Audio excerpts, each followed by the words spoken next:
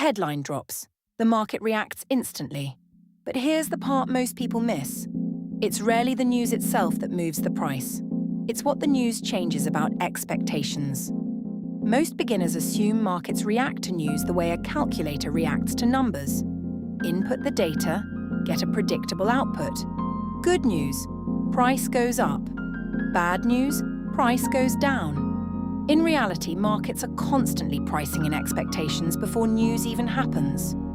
So when a headline drops, the real question isn't whether it's good or bad. It's whether it's better or worse than what the market already expected. This is why a company can report record profits and still see its stock fall.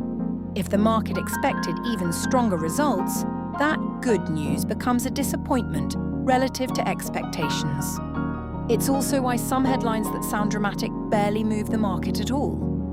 If the outcome was already anticipated, there's little left to react to. This applies across markets: earnings reports, interest rate decisions, economic data releases. The market isn't just responding to what happened.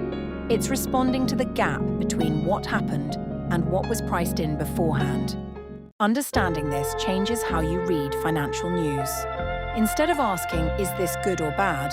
a more useful question becomes, "Was this expected? And by how much did it differ?"